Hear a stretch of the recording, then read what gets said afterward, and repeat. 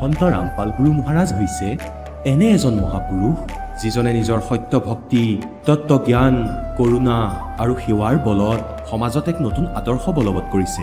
সন্ত ৰামপাল গুৰু মহাৰাজৰ নেতৃত্বত তেওঁৰ সকলো সৎলোক আশ্ৰমে কৰা বিস্ময়কৰ সমাজ কল্যাণমূলক কামে সমাজখনক সোণালী ভৱিষ্যতৰ এক নতুন আশা দেখুৱাইছে।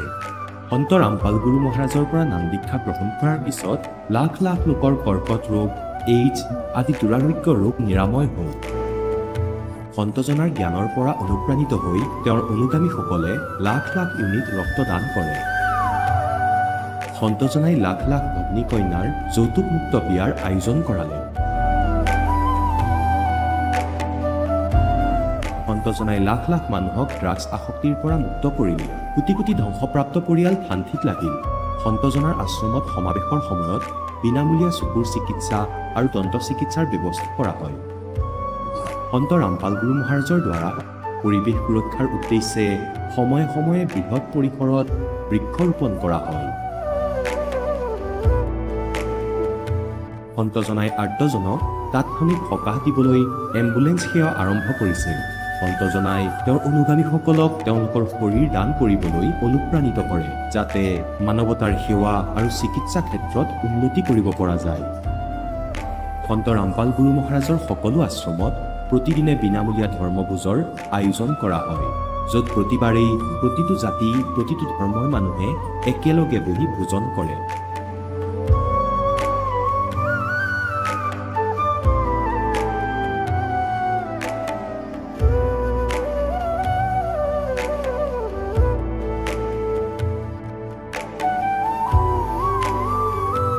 সন্ত ৰামপাল গুৰু মহাৰাজৰ আশ্ৰমত সহস্ৰাধিক বৃদ্ধ বৃদ্ধাই শ্ৰদ্ধা আৰু মৰমেৰে জীৱন যাপন কৰাৰ সুযোগ পায়। তেওঁলোকৰ থকা খোৱাৰ আৰু স্বাস্থ্যৰ সম্পূৰ্ণ দায়িত্ব সন্ত ৰামপাল গুৰু মহাৰাজে বহন কৰে। অনাথ শিশুৰ বাবে সন্ত ৰামপাল গুৰু মহাৰাজৰ সকলো আশ্ৰম বিশেষ বৰদানতকৈ কম নহয়, য'ত তেওঁলোকক শিক্ষা, সংস্কাৰ আৰু ভৱিষ্যতৰ বাবে উন্নত সুবিধা প্ৰদান কৰা হয়। বানপানী, ভূঁইকঁপ বা মহামাৰী যিয়েই নহওক, সন্ত ৰামপাল গুৰু মহাৰাজ আৰু তেওঁৰ অনুগামীসকল সদায় আৰ্তজনৰ বাবে আগ্ৰনোৱা হৈ থাকে। কোভিড মহামাৰীৰ সময়ত সন্ত ৰামপাল গুৰু মহাৰাজৰ আশ্ৰমৰ পৰা কোটি কোটি লোকক খাদ্য, ঔষধ আৰু জীৱন ৰক্ষক সামগ্ৰী যোগান ধৰা হৈছিল। দুখীয়াক সকাহ কৰাই হওক বা যিকোনো শোষিত বা নিপীড়িত শ্ৰেণীৰ অধিকাৰ আৰু মৰ্যাদাৰ বাবে যুঁজ দিয়াই হওক, সন্ত ৰামপাল গুৰু মহাৰাজে সদায় তেওঁলোকৰ সকলো ন্যায্য দাবী চৰকাৰৰ ওচৰলৈ লৈ গৈছে আৰু তেওঁলোকক উপযুক্ত ন্যায় প্ৰদানৰ ক্ষেত্ৰত গুৰুত্বপূৰ্ণ ভূমিকা পালন কৰি আহিছে। সমাজত আধ্যাত্মিক আৰু সামাজিক মূল্যবোধৰ প্ৰতি সজাগতা অনাৰ প্ৰতিটো পদক্ষেপতে সন্ত ৰামপাল গুৰু মহাৰাজ মানৱতাৰ প্ৰকৃত সেৱক হিচাপে প্ৰমাণিত হৈছে। সন্ত ৰামপাল গুৰু মহাৰাজৰ জীৱনে আমাক শিকাইছে যে প্ৰকৃত সেৱা সেইটোহে যিটো নিস্বাৰ্থভাৱে কৰা হয়। আহক আমিও এই মহান সন্তজনৰ এই মহান সেৱাৰ কামত যোগ দিওঁ আৰু সন্ত ৰামপাল গুৰু মহাৰাজৰ পৰা নাম দীক্ষা লৈ আমাৰ জীৱন ধন্য কৰি তোলোঁ।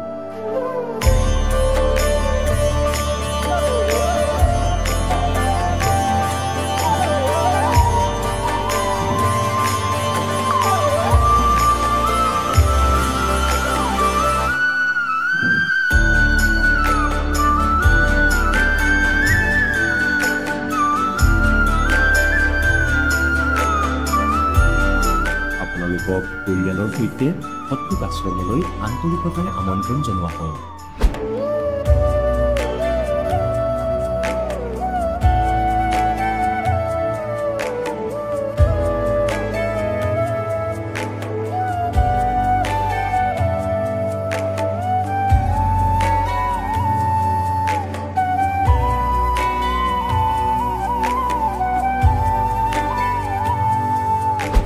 প্ৰভু ৰাম, দেৱ, ভগৱান, আল্লাহ, খুদা, যীশু আদি নামবোৰ একে শক্তিৰ। তেওঁ কেনেকুৱা, ক'ত আছে, কেনেকৈ পাব, কোনে দেখিছে? এই প্ৰশ্নচিহ্নটো সম্পূৰ্ণৰূপে আঁতৰাবলৈ অৱশ্যেই শুনিব জগতগুৰু তত্ত্বদৰ্শী সন্ত ৰামপাল গুৰু মহাৰাজৰ অমৃত বচন, সকলো পবিত্ৰ ধৰ্মৰ পবিত্ৰ শাস্ত্ৰৰ আধাৰত। নমস্কাৰ। সঞ্চয়। আপোনাৰ শুভ নামটো? মোৰ নাম সুশ্ৰী বড়ো। আপুনি কোন ঠাইৰ পৰা আহিছে? মই ৰৌতা, ওদালগুৰি ডিষ্ট্ৰিক্ট ৰৌতা। আপুনি সন্ত ৰামপাল গুৰুমাজৰ পৰা নাম দীক্ষা কেতিয়া লৈছিল? আমি নাম দীক্ষাটো 2016 নাহৰকটীয়া 29 জুনত লোৱা হৈছিল। আপুনি সন্ত ৰামপাল গুৰুমাজৰ পৰা নাম দীক্ষা লোৱাৰ আগতে অন্য কিবা ভক্তি সাধনা কৰিছিল নে? মই এনেই মা দেউতাৰ ঘৰত মানে শিৱ এনেকে পুজি থকা আছিল, শিৱ পূজা কৰি থকা আছিল। বিয়া হোৱাৰ পিছত মানে আমাৰ হাজবেণ্ডটো মানে কিবা বেলেগ মানে সিহঁতৰ বাথৌ ধৰ্ম কিবা কিবি পূজা কৰি থকা আছিল না, এইটো ময়ো কৰিছিল আৰু। আপুনি যিহেতু আপোনাৰ বড়ো সম্প্ৰদায়ৰ সমাজত প্ৰচলিত পৰম্পৰাগত ভক্তি সাধনা আপুনি কৰি আছিলে, তেনে ক্ষেত্ৰত আপুনি সন্ত ৰামপাল গুৰুমাজৰ শৰণলৈ কিয় আহিব লগা হ'ল? এইটোৱে আৰু মানে যিমান আমাৰ বাথৌ ধৰ্ম বাথৌ পূজা কৰিলেও শিৱ পূজা কৰিলেও মানে আমি বেমাৰ আজাৰৰ পৰা শান্তি পোৱা নাই। আৰু ঘৰৰ মানে এজনৰ পৰা এজন, এজনৰ পৰা এজন, এজন ঠিক হ'লে আকৌ এজন হয়, এজন ঠিক হ'লে আকৌ এজন হয়। মানে ইয়াৰ কাৰণে আমি ভাবিছোঁ কোন এটা ভগৱান মানে ভক্তি কৰিলে জীৱনৰ শান্তি হ'ব, এইটোৱে মানে ভাবি পেলাই আমি সন্ত ৰামপাল গুৰুজীৰ চৰণত অহা হ'ল। আপুনি তেখেতৰ পৰা নাম দীক্ষা কেনেকৈ ল'লে? যেতিয়া মানে আমাৰ ভগতজীটো মানে চাকৰি কৰি আছিল, তেতিয়া আমি বেলেগত মানে চাকৰি কৰা থকাত জেগাত মানে মই ভগতজীৰ লগত আছিল। এতিয়া বেমাৰ হৈ থকাৰ কাৰণে আমি নিৰংকাৰী মিছনত এজন মানে আমাৰ ইউনিটৰ পৰা মানে আমাৰ ভগতজী ডিউটি কৰি থাকোঁতে মানে এজন চাহাব আহিছিল। মানে চাহাবটো ক'লে আৰু যদি আপোনাৰ ইমান বেমাৰ হৈছে তেতিয়া আপোনাৰ মানুহ এজন আছে আপোনাৰ ভাষাওলা, তাত মই লগত লৈ যাম, ইয়াতে নিৰংকাৰী মিছনত মানে আহি থাকোঁ সদায়, আপুনিও তাত যাব লাগিব। সদায় লগ পাই চানডেত সদায় মানে সৎসং হৈ থাকে বুলি আমাক লৈ গ'ল আৰু নিৰংকাৰী মিছনত। তেতিয়া আমি নিৰংকাৰী মিছনত 6-7 মাহ তেনেকৈ থাকিছিল, ভক্তি কৰি আছিল, তথাপি আমি ভাল পোৱা নাই। লাষ্টত এজন আৰু ভকত লগ পালে, মই আৰু বজাৰত গৈ আছিল, ভগতজীটো মানে মোক লগ ধৰি পেলাই আমি জমা নিৰংকাৰী মিছনত আছিল। পিছত ভগতজী মোক লগ পাই পেলাই ক'লোঁ আৰু আপোনাৰ ভগতজীটো বেমাৰটো মানে ঠিক হোৱা নাই, এতিয়া এটা মানে গুৰুজী জ্ঞান গংগা এটা কিতাপ আহিছে, এইটো কিতাপটো চাই পেলাই ভগতজীৰ মানে পঢ়িব দিয়ক, তেনেকৈ ক'লে আৰু মোক। পিছত মই কিতাপটো মোক হাতত দিলে, ভগতজীত আনি দিয়া হ'ল। নাম দীক্ষা পিছত ক'ত ল'লে আপোনালোকে? আমি নাম দীক্ষাটো 2016 নাহৰকটীয়া 29 জুনত লোৱা হৈছিল। আৰু আপোনাৰ যিবিলাক সমস্যা আছিলে, আপুনি পূৰ্বতে যিবিলাক সাধনা কৰি আছিলে তাৰ দ্বাৰা আপুনি কোনো ধৰণৰ লাভ পোৱা নাছিলে, আপোনাৰ মানুহজনৰ যি সমস্যা আছিলে, বেমাৰ আছিলে, তাৰ পৰা এতিয়া বৰ্তমান পৰিত্ৰাণ পালেনে আপোনালোকে? এতিয়াতো গুৰুজীৰ কৃপাত আমি এতিয়া চবে মানে লাভ পাই আছোঁ। আমাৰ ভগতজীটো এনেকুৱা বেমাৰ আছিল মানে ভগৱানে জানে আৰু, য'ত হ'লেও আমি ভালকৈ থাকিব মানে শান্তি নাই। য'ত জেগাত মানে 1-2জন জমা হৈ পেলাই কথা পাতি আৰু ভগতজী ভিতৰত বহি থাকিলেও মানে বেলেগৰ কথাটো শুনিলে মানে সি এনেকৈ শুনে, যিমান ভাল কথা পাতিলেও মানে এনেকৈ উল্টা শুনে যে সেই মোক কাটিব বোলে, 2টা বজাত মোক ক'তবা লৈ যাব বোলে, এনেকৈ মানে উল্টা শুনি থকা আছিল। আৰু পিছত জ্ঞান গংগা কিতাপটো পঢ়ি পেলাই লাষ্টত জ্ঞান গংগা কিতাপটো পঢ়ি পেলাই মানে নামটো লোৱা হ'ল। পিছত আমি ভক্তি কৰি থাকোঁতে মানে লাহে লাহে ঠিক হৈ গ'ল। এতিয়াও মানে পুৰা ভাল হৈ গৈ আছে আৰু।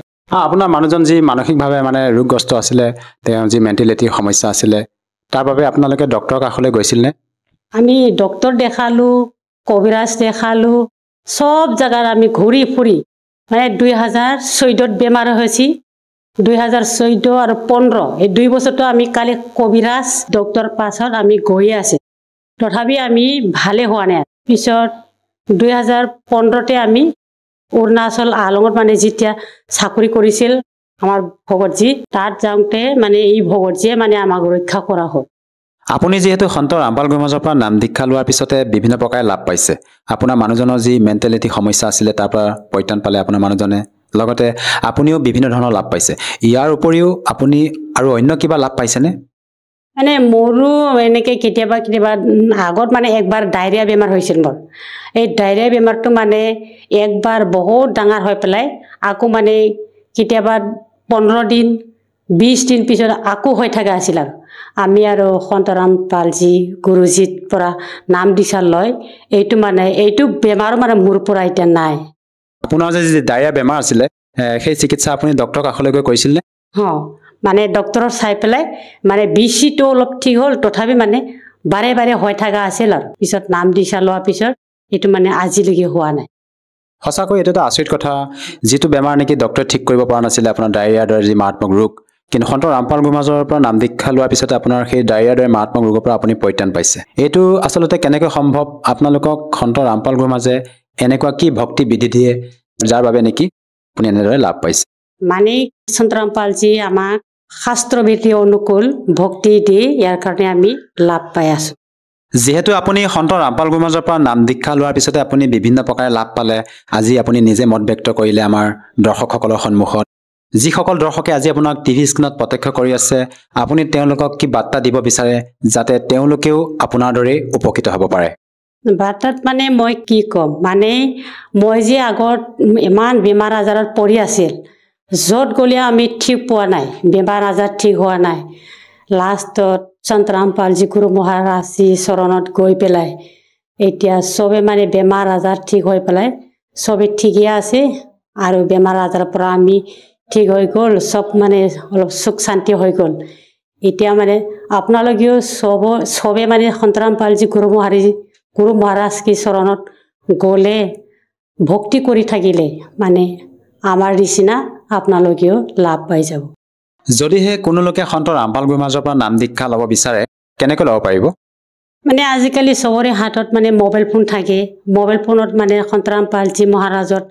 সাৰ্চ কৰিলে মানে সন্ত ৰামপালজী সৎসং আহে মানে সৎসং তলত মানে নম্বৰ আহি যায় এই নম্বৰত মানে ফোন কৰি পেলাই ওচৰত মানে য'ত মানে নাম দীক্ষা কেন্দ্ৰ আছে তাত যাই পেলাই নাম দীক্ষা ল'ব পাৰে ধন্যবাদ থাকিল এতিয়া জগতগুৰু তত্ত্বদৰ্শী সন্ত ৰামপাল গুৰু মহাৰাজৰ সৎসংগৰ মাধ্যমেৰে সেই অদ্বিতীয় আধ্যাত্মিক জ্ঞানৰ বিষয়ে জানি লওঁ যাৰ মাধ্যমেৰে আপোনালোকেও প্ৰাপ্ত কৰিব পাৰিব এনেকুৱা আধ্যাত্মিক মানসিক আৰু ভৌতিক সুখ যি এতিয়ালৈকে কেৱল আপোনালোকে মীৰাবাই ধ্ৰুৱ প্ৰহ্লাদ আদি কেইজনমান ভক্তৰ জীৱন কথাতহে শুনিছে এতিয়া শুনক তত্ত্বদৰ্শী সন্তৰ সৈতে শাস্ত্ৰ অনুকূল ভক্তি সৎসংগ এনেকুৱা অদ্বিতীয় আধ্যাত্মিক জ্ঞান যাৰ প্ৰমাণ আছে সকলো ধৰ্মৰ সকলো পবিত্ৰ শাস্ত্ৰত গতিকে তাত যিমানবোৰ আছিলে সকলোকে বীজ ৰূপত বনাই দিলে আৰু সেই বীজক নিজৰ বচনেৰে সি যে ছোৱালীজনী বনাইছিলে প্ৰথমে যিয়ে স্বীকৃতি দিছিলে তাইৰ শৰীৰত প্ৰৱেশ কৰাই দিলে সকলোকে বীজ ৰূপত আৰু সেই ছোৱালীজনীক ক'লে যে পুত্ৰী এতিয়া তোমাক তাৰ ওচৰলৈ পঠিয়াম জ্যোতি নিৰঞ্জনৰ ওচৰলৈ ক্ষৰ পুৰুষৰ আৰু তাৰ লগত লগ হৈ তুমি এই সৃষ্টি ৰচিবা তোমাক বচন শক্তি দি দিছো মই বচনেৰে তুমি যিমানবোৰক জীৱ বুলি ক'বা পশুৱে বনোৱা বা পক্ষীয়ে বনোৱা আৰু লাগিলে তুমি দেৱী বনোৱা মনুষ্য বনোৱা যেনেকৈ ভাবিবা তেনেকৈ সৃষ্টি হৈ যাব নিজৰ পুত্ৰ সহজদাসক কৰে যে সহজদাস নিজৰ ভনীজনীক জ্যোতি নিৰঞ্জনৰ ওচৰলৈ নি থৈ আহা ক্ষৰ পুৰুষৰ ওচৰলৈ নি তাক কৈ দিবা যে এনেকৈ সকলোবোৰ আত্মা যিসকলে তাৰ ওচৰলৈ যাব বিচাৰিছিল বীজ ৰূপত ভৰাই দিছো আৰু এই ভনীয়ে তুমি যিমানেই বিচৰা সিমানেই পুৰুষ আৰু মহিলা উৎপন্ন কৰি দিব তাইৰ তাত এনেকুৱা শক্তি মই ভৰাই দিছো বচনত শক্তি দিছো সহজ দাসে গৈ জ্যোতি নিৰঞ্জনক সকলো বাৰ্তা শুনাই দিলে আৰু ছোৱালীজনীক তাতে থৈ উভতি আহিল এতিয়া তাত দুয়োজন অকলেই থাকিল ক্ষৰ পুৰুষ সেই ছোৱালীজনী যাক দুৰ্গা বুলি কোৱা হয় যাক অষ্টংগী বুলি কোৱা হয় এতিয়া দুয়োজনেই থাকিল ছোৱালীজনী গাভৰু হোৱাৰ বাবে তাইৰ ৰং ৰূপ উজ্বলি আছিলে গতিকে পুণ্যাত্মাসকল আমাৰ মনত যে বলৎকাৰ কৰাৰ বেয়াভাৱে স্থান লৈছে এয়া সকলো প্ৰাণীক সেই ৰূপ তাৰ পৰাই লাগিছিল এতিয়া যি ভগৱান যি স্বামীৰ ৰাজ্যত আমি বসবাস কৰি আছো ঠিক তেনেকুৱাই ভাৱ সকলোৰে মনত উৎপন্ন হ'বই যথা ৰাজা তথা প্ৰজা তেতিয়া সেই জ্যোতি নিৰঞ্জনে সেই ছোৱালীজনীৰ সৈতে বলৎকাৰ কৰাৰ চেষ্টা কৰিছিল এতিয়া ছোৱালী এজনীয়ে শেষ সামৰ্থলৈকে নিজৰ সন্মানৰ ৰক্ষাৰ বাবে সকলোবোৰ কৰে। তেতিয়া দুৰ্গাই ক'লে যে জ্যোতি নিৰঞ্জন, মোৰ কথা শুনা আগতে। প্ৰথমে তুমি কণীৰ পৰা উৎপন্ন হলা পিতাৰ বচনত, পিছতহে আমাৰ উৎপত্তি হ'ল। মই আপোনাৰ সৰু ভাই ভনী। যিহেতু মই পিতাৰ বচনত উৎপন্ন হলো, মই তেওঁৰ ছোৱালী। আপুনি পিতাৰ বচনতে উৎপন্ন হৈছে, গতিকে পুত্ৰ। গতিকে মই আপোনাৰ ভনী, আৰু ভনীৰ সৈতে এনেকুৱা দুষ্কৰ্ম কৰিলে তোমাক পাপগ্ৰস্ত কৰি দিব। অত্যাচাৰ নকৰিবা। আৰু মোৰ ওচৰত দেউতাই দিয়া সেই বচন শক্তি আছে। তুমি যিমান প্ৰাণী বিচাৰা মই সিমানেই উৎপন্ন কৰি দিম। কিন্তু জ্যোতি নিৰঞ্জন সি কামবশত ইমান অন্ধ হৈ গৈছিলে, বাসনাবশত সি এটা কথাও নুশুনিলে আৰু ছোৱালীজনীৰ সৈতে অত্যাধিক ওচৰলৈ আহি দুৰ্ব্যৱহাৰ কৰিবলৈ চেষ্টা কৰিছিল। অভদ্ৰ ধৰণে মুখ খুলিলে। যেতিয়া ছোৱালীজনীয়ে কোনো আন ৰাস্তা নেদেখিলে, সূক্ষ্ম ৰূপ বনালে আৰু তাৰ ভিতৰত প্ৰৱেশ কৰিলে। মুখৰ মাধ্যমেৰে পেটলৈ গুচি গ'ল আৰু তাৰ বাহিৰে সন্মান বচোৱাৰ ৰাস্তা তাই বিচাৰি নাপালে, সুৰক্ষাৰ স্থান নাপালে। আৰু পেটৰ ভিতৰৰ পৰাই পৰমাত্মাক মনত পেলালে যে হে পিতা, মোৰ ৰক্ষা কৰক। হে পিতা, মোৰ ৰক্ষা কৰা। পৰমাত্মাই আগতেই জানিছিলে কাৰ হাতত লাড্ডু দিছে। পৰমাত্মাই আগতেই সকলো গম পাইছিলে। তেতিয়া পৰমাত্মাই নিজৰ পুত্ৰৰ যোগজিতৰ ৰূপ বনাই, যিজন প্ৰথম, সকলোতকৈ প্ৰথমে যি 16 জন উৎপন্ন কৰিছিল, তাৰে ভিতৰত সহজদাস যোগজিত অচিন্ত। তেতিয়া যোগজিতৰ ৰূপ বনাই সেই পুৰুষৰ 21 ব্ৰহ্মাণ্ডত প্ৰকট হৈ গ'ল। তাৰ পিছত ক'লে যে জ্যোতি নিৰঞ্জন, তুমি বেয়া কাম কৰিলা।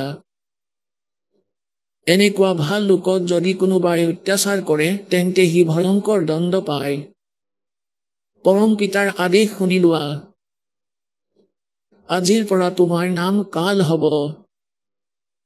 1 লাখ মানৱ শৰীৰধাৰী প্ৰাণীক তুমি নিত্য আহাৰ কৰিবা। তুমি ছোৱালীজনীক গিলি পেলালা, দুৰ্ব্যৱহাৰ কৰিলা। ছোৱালীজনীক পেটৰ পৰা উলিয়ালে, তাৰ পেটটো ফালি, আৰু ক'লে যে তোমালোক দুয়োজন এতিয়া ওলাই যোৱা 21 ব্ৰহ্মাণ্ডলৈ এই সত্যলোক এৰি। এতিয়া তাত সেই জ্যোতি নিৰঞ্জনে বহুত প্ৰাৰ্থনা কৰিলে, কাকুতি মিনতি কৰিলে যে ভাই মোক ক্ষমা কৰাই দিয়া পিতাৰ পৰা। কিন্তু মালিকেই আছিল আৰু থিয় হৈ আছিল পুত্ৰ যোগজিত ৰূপত। পৰমাত্মাই ক'লে ওলাই যোৱা তুমি। এতিয়া তোমাৰ কোনো স্থান নাই এই সত্যলোকত।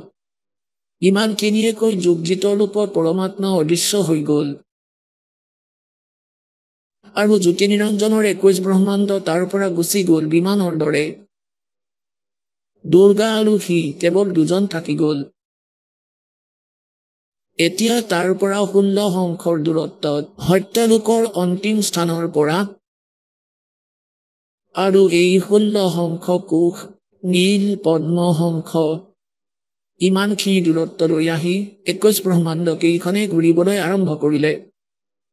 এতিয়া জ্যোতি নিৰঞ্জনৰ মনত আৰু বেছি খং উৎপন্ন হ'ল আৰু সি প্ৰতিজ্ঞা ল'লে যে যিমানবোৰ আত্মা জন্ম ল'ব, আত্মাবোৰতো ভগৱানৰেই হয়, সিহঁতক কষ্ট দিম।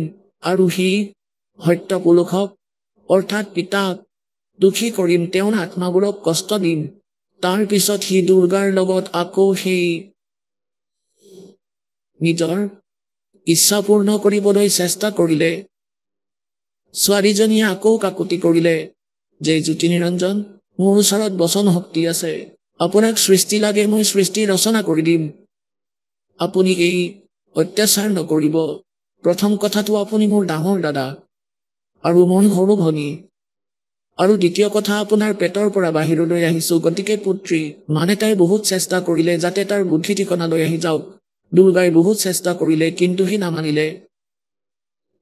যেতিয়া তাই দেখিলে যে কোনো ৰাস্তা নাই, নিজৰ ভৰিতে মই নিজেই কুঠাৰ মাৰিলো। যি কাৰণে তাই সমৰ্পণ কৰিবলগীয়া হ'ল আৰু যি কাৰণে দুৰ্গা আৰু এই কালৰ সংযোগেৰে পোন প্ৰথমে 3জন পুত্ৰৰ উৎপত্তি হ'ল। ডাঙৰজনৰ নাম ব্ৰহ্মা ৰাখিলে তেওঁক ৰজগুণযুক্ত কৰিলে কিয়নো ই কালে 21 ব্ৰহ্মাণ্ডৰ বাহিৰেও এটা স্থান বনাই ৰাখিছিলে বেলেগকৈ আৰু প্ৰত্যেক ব্ৰহ্মাণ্ডৰ বাবে এনেকৈ ৰচনা কৰি থৈছিলে যিখন ব্ৰহ্মাণ্ডৰে ৰচনা আৰম্ভ কৰে তাৰ ওপৰৰ ক্ষেত্ৰত 3টা স্থান বনাই থৈছে ই এটা ৰজগুণ প্ৰধান ক্ষেত্ৰ এটা তমগুণ প্ৰধান ক্ষেত্ৰ আৰু এটা হতগুণ প্ৰধান ক্ষেত্ৰ যেনে ধৰক কোনোবা এটা ঘৰত 3টা কোঠালি আছে এটা কক্ষত এটা ৰুমত অশ্লীল চিত্ৰ এখন লগোৱা আছে সেয়া বুজি লোৱা ৰজগুণ প্ৰধান কোঠালি আৰু আনটোত লগোৱা আছে সাধু সন্ত ফকীৰৰ সেয়া হতগুণ প্ৰধান কোঠালি বুলি বুজি লোৱা স্থান আৰু তৃতীয়টোত লাগি আছে বীৰৰ শ্বহীদসকলৰ সেয়া বুজি লোৱা তমগুণ প্ৰধান ক্ষেত্ৰ বুলি এতিয়া যিটো কোঠালিত অশ্লীল চিনেমা লাগি আছে চিত্ৰ লাগি আছে যদি তাত কোনোবাই থাকে তাৰ ভাৱ তেনেকুৱাই হৈ থাকিব হেনেকুৱাই বিচাৰ হৈ থাকিব আৰু যেতিয়া দ্বিতীয় কক্ষত যাব য'ত সাধু সন্ত ফকীৰৰ চিত্ৰ লগোৱা আছে তেওঁলোকৰ জীৱনী আছে তেতিয়া সেইবোৰ পঢ়ি তেনেকুৱাই ভাৱ উৎপন্ন হ'ব ভাল বিচাৰ উৎপন্ন হ'ব তেন্তে সেয়া হতগুণ প্ৰধান ক্ষেত্ৰ এতিয়া যলৈ গৈ য'ত বীৰৰ ফটো লগোৱা আছে দেশভক্তৰ লগোৱা আছে তেওঁলোকৰ কথা লিখা আছে সেয়া পঢ়ি পঢ়ি মনৰ প্ৰেৰণাও ঠিক তেনেকুৱাই হৈ যাব ঠিক সেই প্ৰকাৰে এই কাল ভগৱানে এখন ব্ৰহ্মাণ্ডৰ একেবাৰে ওপৰৰ স্থানত 3টা স্থান বনাই থৈছে ওপৰৰ পৰ্চনত এটা ৰজগুণ প্ৰধান দ্বিতীয় হতগুণ প্ৰধান তৃতীয় তমগুণ প্ৰধান আৰু তাত ই কেনেকুৱা চলনা কৰে নিজৰ ৰূপটো বনাই লয় ব্ৰহ্মাৰ দৰে পঞ্চমুখী আৰু দুৰ্গাক সাবিত্ৰী ৰূপ বনাই দিয়ে আৰু পোনপ্ৰথমে সেই ৰজগুণ প্ৰধান ক্ষেত্ৰলৈ গুচি যায় আৰু যেতিয়ালৈকে সন্তানৰ জন্ম নহয় সি তাতেই থাকে যি কাৰণে সেই সন্তানৰ বৃত্তি তাৰ স্বভাৱ তাৰ স্বৰূপ সেই ধৰণেই গঠন লয় তেতিয়া সি ৰজগুণ প্ৰধান হৈ যায় তাৰ পিছত তাক অচেতন কৰি দিয়ে তাৰ পিছত তাক কমাত ৰাখি তাৰ প্ৰতিপালন অব্যাহত ৰাখে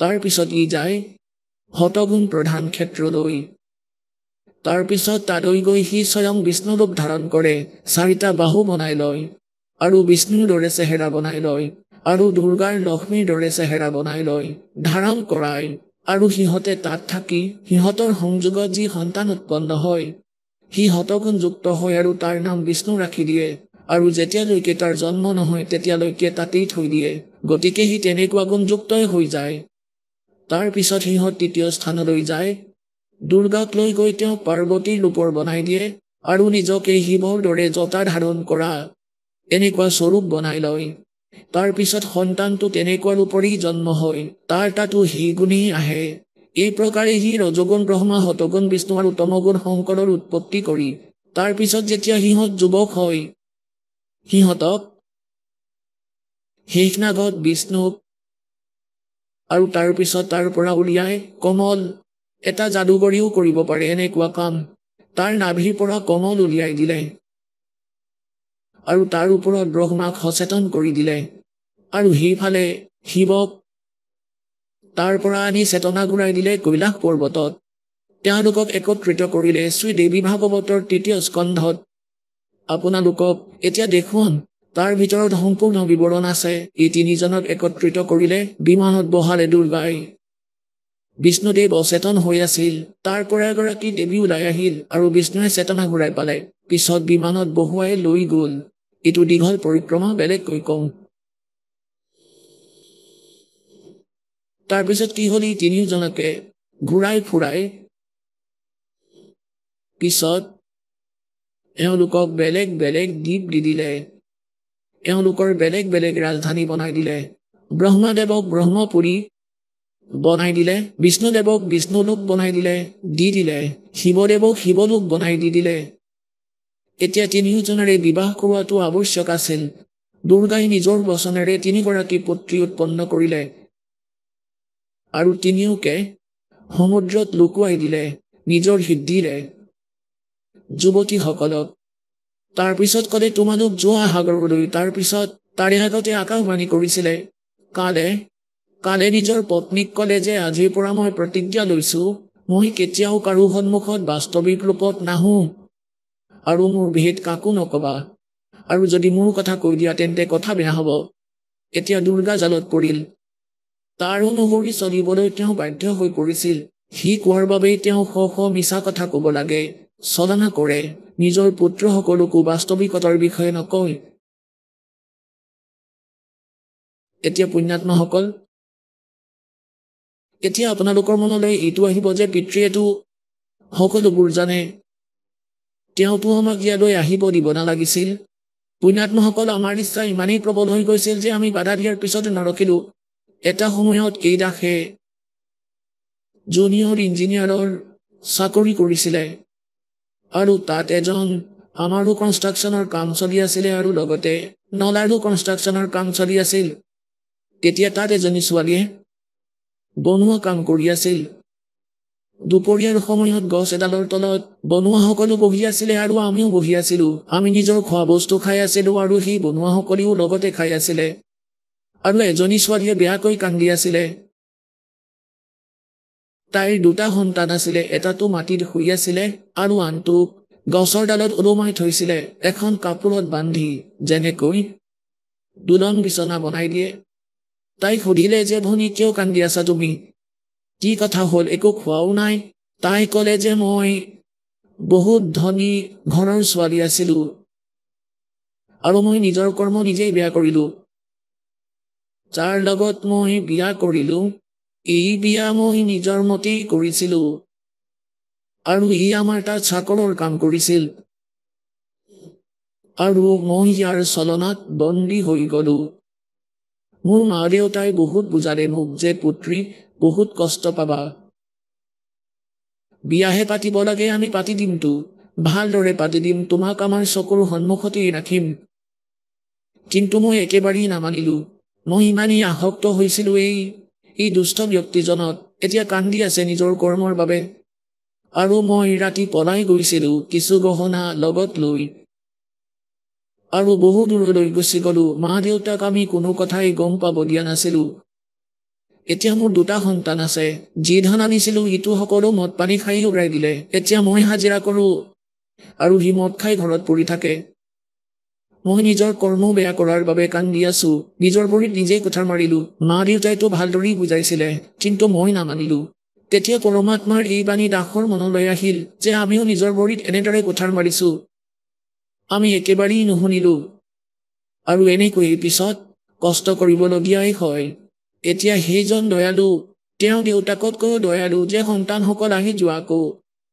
আমাক আকৌ উভতি অহাৰ উপায়ৰ কথাও কৈছে এতিয়া যি প্ৰসংগ চলি আছে সেয়া সম্পন্ন কৰো তাৰপিছত কি হ'ল এতিয়া এই তিনিওজনৰে বিয়া পাতি দিয়াটো কম্পালচৰি আছিল দুৰ্গাই নিজৰ বচনেৰে তিনিটা পুত্ৰ তিনিগৰাকী পুত্ৰী উৎপন্ন কৰিলে তাৰপিছত আকাশবাণী কৰিলে সেই কালে সি প্ৰতিজ্ঞা কৰিছিলে যে মই কেতিয়াও কাৰোৰে সন্মুখত নাহো কিন্তু পুণ্যাত্মাসকল তোমালোকে এইটো নাভাবিবা যে দাসে অলপ কিতাপ পঢ়ি যি টি কথা কৈ আছে 600 বছৰ আগতেই পৰমাত্মাই এই বাণী লিখিছে যি দাসে আপোনালোকক দেখুৱাব আৰু আজি আমাৰ সদগ্ৰন্থবোৰত প্ৰমাণ আছে যিবোৰ আজিলৈকে আমাৰ ধৰ্মগুৰুসকলে ক'ব নোৱাৰিলে শ্ৰীমদ ভাগৱত গীতা অধ্যায় নম্বৰ 7 শ্লোক 24 আৰু 25 গীতাৰ জ্ঞানদাতা এইজন কালেই হয় সি সদায় গুপ্ত থাকে গীতাৰ অধ্যায় নম্বৰ 4 শ্লোক নম্বৰ 9 কৈছে যে মোৰ জন্ম আৰু কৰ্ম দুয়োটাই অলৌকিক অদ্ভুত গতিকে কোৱাৰ ভাৱ এইটোৱেই যে এতিয়া কি কৈ আছে সপ্তম অধ্যায়ৰ 24-25 নম্বৰ শ্লোকত গীতাৰ যে মই মোৰ যোগ মায়াৰে লুকাই থাকো এইটো মোৰ একেবাৰে বেয়া আৰু অটং নিয়ম মই কেতিয়াও কাৰোৰে সন্মুখত বাস্তৱিক ৰূপত নাহো আৰু এই জনসমুদায়ে অবুধে এই বুদ্ধি নথকা মূৰ্খ মানুহবোৰে মোক কৃষ্ণ বুলি মানি আছে চাগে অৰ্জুন মই কৃষ্ণ নহয় শ্ৰীকৃষ্ণৰ ভিতৰত সোমাই কৈ আছিলে প্ৰেতৰ দৰে জ্যোতি নিৰঞ্জন এই কালে সি কৈছে যে এইটো মোৰ একেবাৰে বেয়া অটল নিয়ম অনুত্তম আৱে এইটো অটল নিয়ম মোৰ অনুত্তম মানে বেয়া যে মই কেতিয়াও কাৰো সন্মুখলৈ নাহো ই প্ৰতিজ্ঞা কৰি থৈছে পৰমাত্মাই 600 বছৰ আগতেই কৈছিলে সৎ গ্ৰন্থবোৰত আমি এতিয়াহে পাইছো এই লিখা থকা যেতিয়া এই বুদ্ধিয়ে কাম কৰিলে কবিৰ পৰমাত্মাৰ দয়াত সেই সদগ্ৰন্থবোৰ বুজি পালো সি ক'লে যে মই কেতিয়াও কাকো দৰ্শন নিদিওঁ মই বাস্তৱিক ৰূপত কেতিয়াও নাহো মোৰ বিহেত কাকো নকবা আৰু সমগ্ৰ সংসাৰক চম্ভালিবা তেতিয়া দুৰ্গাই ক'লে যে আপুনি কি আচৰিত কথা কৈছে মই এগৰাকী নাৰী আৰু ইমান ডাঙৰ 21 ব্ৰহ্মাণ্ডক কেনেকৈ চম্ভালিম মই বন্দী হোৱা যি ইচ্ছা তাকেই কৰি আছে কেনেকৈ চম্ভালিম মই তেতিয়া সি কৈছিলে যে তুমি চিন্তা নকৰিবা সকলোবোৰ ময়েই কৰিম কিন্তু কৰিম গুপ্ত ৰূপেৰে কাকোই গম পাবলৈ নিদিওঁ আকাশবাণী কৰিলে যে দুৰ্গাই ইহঁতৰ বিয়া পাতি দিয়া তেতিয়া দুৰ্গাই নিজৰ দেৱীয়ে নিজৰ মুখেৰে নিজৰ বচনেৰে 3গৰাকী পুত্ৰী উৎপন্ন কৰিলে আৰু সমুদ্ৰত লুকাই থলে প্ৰায় সকলো কৈ থৈছিলে ইহঁতক সমুদ্ৰত লুকুৱাই থোৱা নিজৰ শক্তিৰে অচেতন কৰি আৰু সেইফালে সকলো ব্যৱস্থা কৰি থওঁ তাত এই কালে এখন পৰ্বত থলে তাৰ চাৰিওফালে শেষনাগ মেৰিয়াই দিলে আৰু ক'লে 3জন পুত্ৰকে পঠিয়াই দিয়া ইহঁতে সাগৰ মন্থন কৰক এতিয়া 3জন গ'ল দুৰ্গাই ক'লে যোৱা সাগৰ মন্থন কৰা তাত সকলোবোৰ ব্যৱস্থা পাবা যেতিয়া সিহঁতে গৈ ঘূৰাব ধৰিলে সেয়া এনেই আছিল ঘড়ীটো নিজেই আছিলে যেতিয়া এইটো কৰি আছিল 3জনী ছোৱালী ওলাই আহিল দুৰ্গাই কৈছিলে যিবোৰ বস্তু ওলাই সেইবোৰ চিনি থবা বেলেগ বেলেগ কৈ আনিবা যি প্ৰথমে ওলাব দ্বিতীয়ত ওলাব তৃতীয়ত ওলাব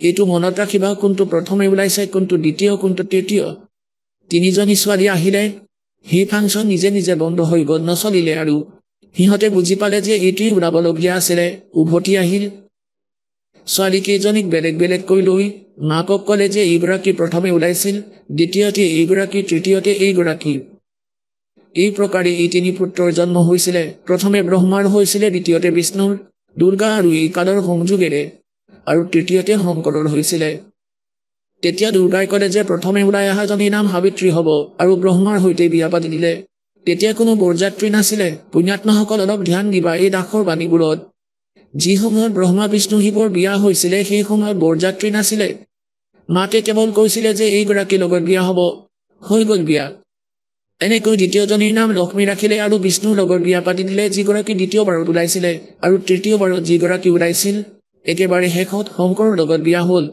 এতিয়া আমি যিবোৰ ড্ৰামা কৰোঁ সেইবোৰ ভগৱানৰ বিধানৰ বিৰুদ্ধে কৰোঁ বৰযাত্ৰী লৈ যোৱা নাচ গান কৰা জপিওৱা গতিকে ইয়াৰ পৰা এই কাল ভগৱানৰ সৃষ্টি আৰম্ভ হ'ল ৰাক্ষস দানৱ উৎপন্ন হ'ল আগলৈ গৈ এই সকলো এই ব্ৰহ্মাণ্ড পৃথিৱী সৃষ্টিৰে ভৰি পৰিল এতিয়া ইয়াৰ প্ৰমাণ আপোনালোকক অলপ 600 বছৰ আগতে পৰমাত্মাই কোৱা নিজৰ অমৃত বাণীত শুনাও যাতে আপোনালোকৰ বিশ্বাস হওক এয়া চাব কবিৰ সাগৰ এয়া চাব কবিৰ সাগৰ সম্পূৰ্ণ 11 ভাগ খেমৰাজ শ্ৰীকৃষ্ণ দাস প্ৰকাশন মুম্বাই এয়া কবিৰ সাগৰ জ্ঞান সাগৰ এয়া কোন হয় কবিৰ পন্থী ভাৰত পথিক স্বামী যোগানন্দ বিহাৰীৰ দ্বাৰা পৰিষ্কৃত আৰু কোন হয় ইয়াৰ মুদ্ৰক এবং প্ৰকাশক খেমৰাজ শ্ৰীকৃষ্ণ দাস অধ্যক্ষ শ্ৰী वेंकटेश्वर प्रेस खेमराज श्रीकृष्ण दास मार्ग मुंबई एया এতিয়া আমি ইয়াৰ জ্ঞান বোধলৈ যাওঁ জ্ঞান বোধত বৌদ্ধ সাগৰ জ্ঞান বোধৰ 21 নম্বৰ পৃষ্ঠাত পঢ়িম ইয়াত চাব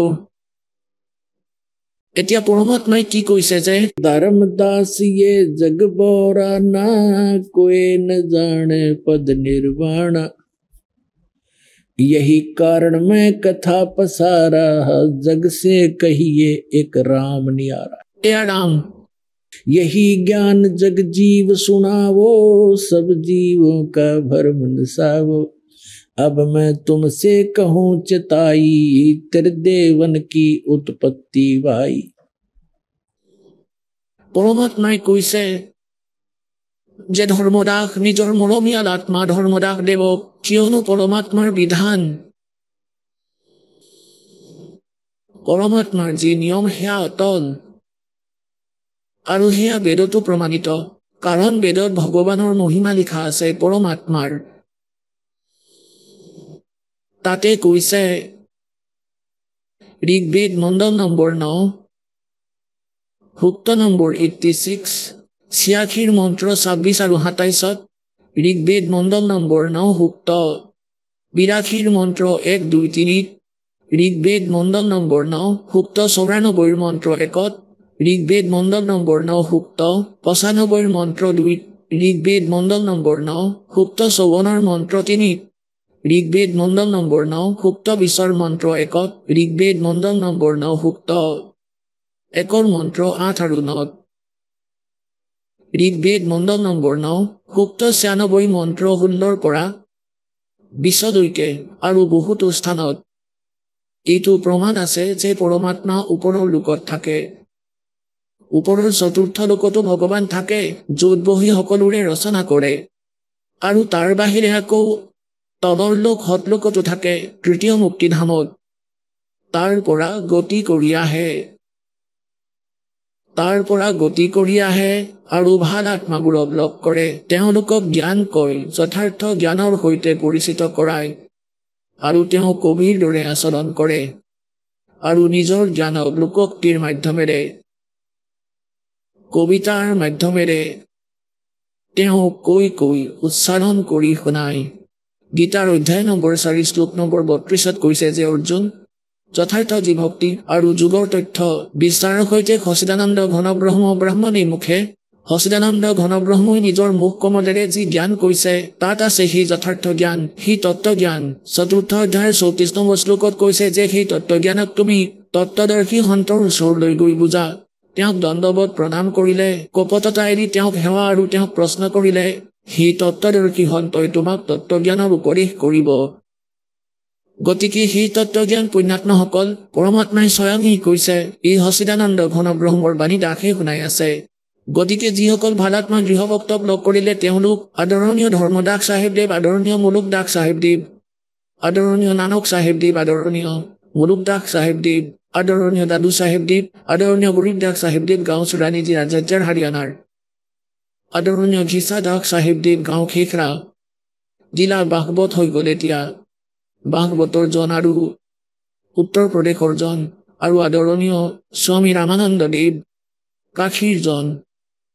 গতিকে তাৰে মাজত ধৰ্মদাস দেৱক যি জ্ঞান দিলে, তাৰ পিছত সেই এজিটিছ জ্ঞান আদৰণীয় গৰীবদাস চাহেবদেৱক দিলে। তাৰে মাজৰ মহাপুৰুষসকলক অৱশ্যেই জ্ঞান দিছিলে, কিন্তু সেই জ্ঞান ইমান বিস্তাৰিতভাৱে নকলে, কাৰণ সেই সময়ত ভগৱানে কৈয়ে থৈছিলে।